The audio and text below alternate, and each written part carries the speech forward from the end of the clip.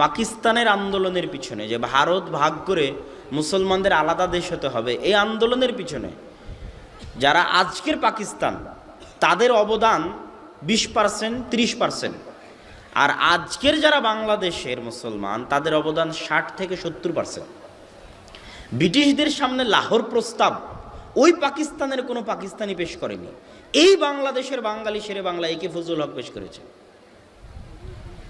এই ইতিহাসগুলো হচ্ছে খুবই আশ্চর্যের ইতিহাস, যে 47-এ মুসলিম লীগের পিছনে, মুসলিম লীগের যত সভাপতি দেখবেন, বড় বড় সভাপতির পর্যায়ে পদ, সব এই বাংলাদেশের বাঙালি। মৌলানা আকরাম খা মুসলিম লীগের সভাপতি, ওই পাকিস্তানের পাকিস্তানি নন তিনি এই বাংলাদেশের বাঙালি মৌলানা আকরাম খা।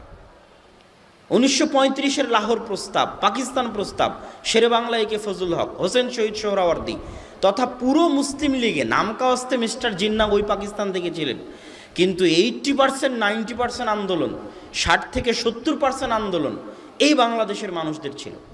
যেটা বাংলাদেশের শ্রদ্ধেয় শেখ মুজিবুর রহমানের লেখা অসমাপ্ত আত্মজীবনী, এটা যে কেউই পড়বে।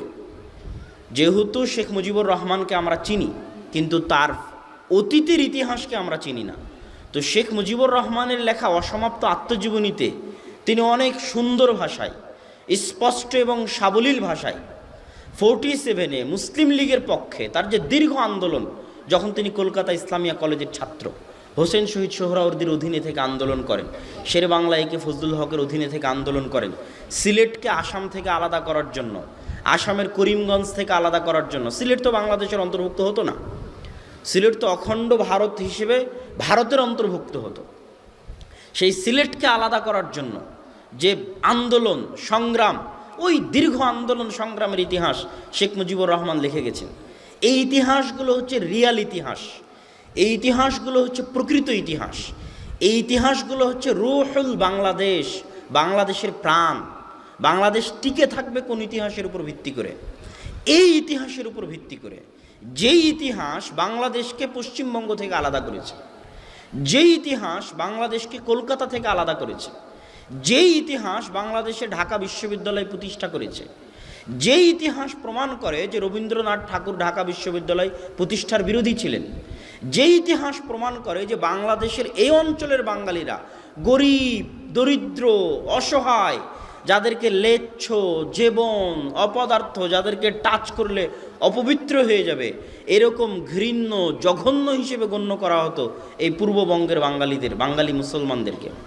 আমি আশ্চর্য হই ইতিহাস পড়লে, যে কিভাবে এই দীর্ঘ হাজার হাজার মাইল দূরে এই অঞ্চলের মানুষ এত 80%, 90% মুসলমান, কোথায় থেকে এখানে ইসলামের আলো আসলো, আর কিভাবে তারা মুসলমান হলো।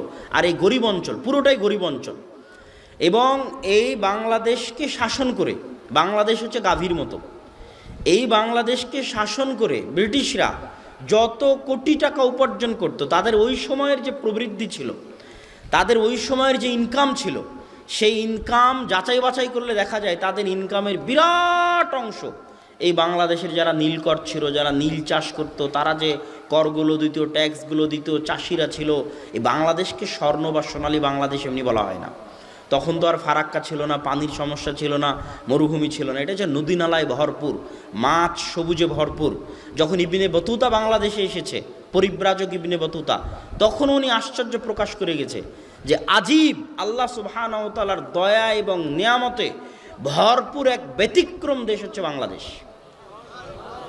এবং এই দেশের গাভীর দুধ দহন করে ব্রিটিশরা তাদের রাজত্ব চালিয়েছে, এই গাভীর দুধ দহন করে পাকিস্তানিরা তাদের রাজত্ব চালিয়েছে, কেননা এখান থেকে সব টাকা পয়সা তারা নিয়ে যেত। অনেক উন্নত বাংলাদেশের যদি দুর্নীতি বন্ধ করা যায়, জিরো টলারেন্স যদি দুর্নীতি থাকে, যেই ক্ষমতায় আসুক না কেন, এই দেশকে স্বাধীনভাবে নিজের পায়ে দাঁড়িয়ে পৃথিবীর বুকে একটা উন্নত দেশ হিসেবে প্রতিষ্ঠান করা অবশ্যই সম্ভব। কিন্তু দুর্নীতির কারণে, অন্যায়ের কারণে, জুলুমের কারণে আমাদেরকে নত হয়ে থাকতে হয়। নত হয়ে থাকার মতো দেশ বাংলাদেশ নয়, এবং নতজানু পররাষ্ট্রনীতি বাংলাদেশের ইতিহাস নয়। বাংলাদেশের ইতিহাস হচ্ছে স্বাধীনতার ইতিহাস, বাংলাদেশের ইতিহাস হচ্ছে মুখ খুলে কথা বলার ইতিহাস, বাংলাদেশের ইতিহাস হচ্ছে ইমানের ইতিহাস, ইসলামের ইতিহাস, মুসলিম লীগের ইতিহাস, পাকিস্তানের আন্দোলনের ইতিহাস। এবং অসমাপ্ত আত্মজীবনী পড়লে যে জিনিসগুলো ফুটে ওঠে সেটা হচ্ছে ইসলামী বাংলাদেশের স্বাধীনতার একমাত্র মৌলিক ভিত্তি। আপনি যখনই ইসলামকে বাদ দিয়ে দিবেন তখন এই দেশ আর আলাদা থাকতে পাবে না। আলাদা থাকার কোনো কারণ, কোনো পদ্ধতি, কোনো অপশন তৈরি হবে না এই দেশের। আলাদা স্বাধীন দেশের কোনো অস্তিত্ব তখন থাকবে না। কেননা মূল লড়াই হচ্ছে আদর্শিক লড়াই, মূল লড়াই হচ্ছে সাংস্কৃতিক লড়াই। তো আমি সংক্ষিপ্ত ইতিহাসগুলো বলে যেটা বুঝাতে চাইলাম যে আবেগ দিয়ে কোনো সময় সত্যিকার সফলতা অর্জন করা যায় না।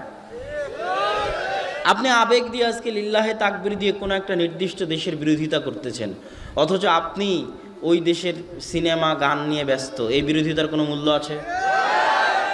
আপনি আবেগ দিয়ে একটা দেশের বিরোধিতা করতেছেন, অথচ দিন শেষে আপনি ওই দেশের আইপিএল নিয়ে ব্যস্ত, আইপিএলের জুয়া নিয়ে ব্যস্ত, এর কোনো মূল্য আছে? মূল লড়াই কোথায়? মূল লড়াই আদর্শে, সংস্কৃতিতে।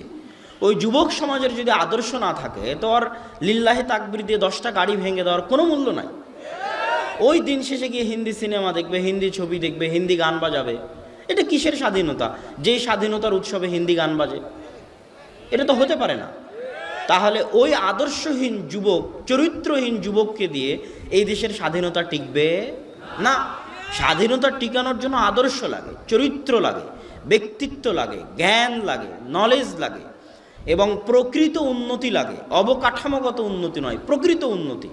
সারাদিন তুমি জুয়া নিয়ে বসে থাকবা, মদ নিয়ে বসে থাকবা, আড্ডা নিয়ে বসে থাকবা, পড়াশোনা নাই, ফেসবুক নিয়ে বসে থাকবা, ইউটিউব নিয়ে বসে থাকবা, পাবজি ফ্রি ফায়ার গেম নিয়ে বসে থাকবা। আর ওই ইসরায়েল আমেরিকার যুবকরা সারাদিন জ্ঞান নিয়ে গবেষণা করবে, সায়েন্স নিয়ে গবেষণা করবে, পড়াশোনা করবে, মদ জোয়ার আড্ডায় যাবে না, খেলাধুলার মধ্যে আড্ডায় যাবে না। আর তুমি বিপিএলের জুয়া, আইপিএলের জুয়া নিয়ে ব্যস্ত থাকবা আর মনে করবা যে একটা ব্রিজ তৈরি করলে দেশ উন্নত হয়ে গেল।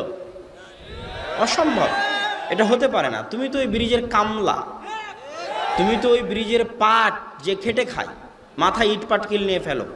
একটা ইঞ্জিনিয়ারিং প্ল্যান করার মতো তোমার ক্ষমতা নাই, ওই শিক্ষাগত যোগ্যতা তোমার নাই। তাহলে শিক্ষা হচ্ছে আসল জিনিস। যেদিন ঢাকা বিশ্ববিদ্যালয় সারা পৃথিবীর উন্নত বিশ্ববিদ্যালয়গুলোর কাতারে নাম লেখাবে, যেদিন বাংলাদেশের যুবকরা জ্ঞান, গবেষণা, শিক্ষা, পড়াশোনায় সামনে এগিয়ে যাবে, সেই দিন এদেশ এমনি উন্নত হবে। সেই দিন আবেগ লাগবে না। মানুষের জ্ঞানে মানুষকে কথা বলতে বাধ্য করবে, মানুষের জ্ঞান মানুষকে সামনে চলতে বাধ্য করবে। সুতরাং যুবক সমাজের প্রতি আমার একটাই উদাত্ত আহ্বান যে আমরা আবেগের রাস্তা পরিহার করে জ্ঞানের রাস্তায় ফিরে আসি এবং জ্ঞান গবেষণা দিয়ে নিজেদের ইতিহাস চর্চা করে নিজেদের ইতিহাসকে সামনে রেখে ধীর পদক্ষেপে সামনের দিকে এগিয়ে যাই। সফলতা, বিজয় মুমিন মুসলমানদের হবেই। এখানে ইনশাআল্লাহ এখানে হতাশার কিছু নাই। যেহেতু রাসূল সাল্লাল্লাহু আলাইহি ওয়াসাল্লাম বলেছেন যে এমন কোনো বাড়ি বাকি থাকবে না যেটা মাটির তৈরি, যেটা পাকা ঘরের তৈরি, ইটের তৈরি, আর ওই বাড়িতে ইসলাম প্রবেশ করবে না, এটা অসম্ভব। বিদুল্লি জালিলিন ও বিইজ্জি আজিজিন, কারো বাড়িতে সম্মানের সাথে প্রবেশ করবে, কারো বাড়িতে অপমানের সাথে প্রবেশ করবে, কিন্তু পুরো পৃথিবী ইসলামের ছায়াতলে আসবেই। সুতরাং ইনশাআল্লাহ, সুতরাং এটা নিয়ে হতাশার কিছু নাই এবং হতাশাগ্রস্ত হওয়ার মধ্যে যাওয়া যাবে না। এবং এই কালকে দুনিয়া শেষ হয়ে গেল, এখনই ইমাম মাহদি চলে আসলেন, এই মনে করেও হতাশ হওয়া যাবে না। আপনি যদি জানতেও পারেন যে আজকে পৃথিবীর সূর্য পূর্ব দিকে না উঠে পশ্চিম দিকে উঠেছে, তথা কিয়ামত হয়ে গেছে, তারপরেও যদি আপনার হাতে একটা মানে ইসলাম কাজে বিশ্বাস করে, হতাশায় বিশ্বাস করে না। কিয়ামত হয়ে যাচ্ছে, তারপরও হাতে চারা আছে, বপন করে দাও। মানে যত বাধায় আসুক, যত সমস্যায় আসুক, আপনাকে দৃঢ় বিশ্বাস রাখতে হবে, দৃঢ় মনোবল রাখতে হবে এবং পুরো শ্রম, পুরো পরিশ্রমটা জ্ঞানের পিছনে দিতে হবে। এবং আপনার আসল এখন যুদ্ধ অস্ত্র দিয়ে হয় না। কয়টা দেশ অস্ত্র দিয়ে যুদ্ধ করে? আসল শত্রু হচ্ছে সাংস্কৃতিক শত্রু। ওই যে টিভি চ্যানেলে জি বাংলা স্টার জালসা চলে, ওটা হচ্ছে আসল শত্রু। ওইটা বন্ধ করতে পারা হচ্ছে আসল জিহাদ। ওই যে মোবাইলে হিন্দি সিনেমা আছে, হিন্দি গান আছে, হিন্দি ছবি আছে, হিন্দি ছবি খুললেই তো মূর্তি পূজা শেখানো হয়, মূর্তি পূজা দিয়ে ভর্তি।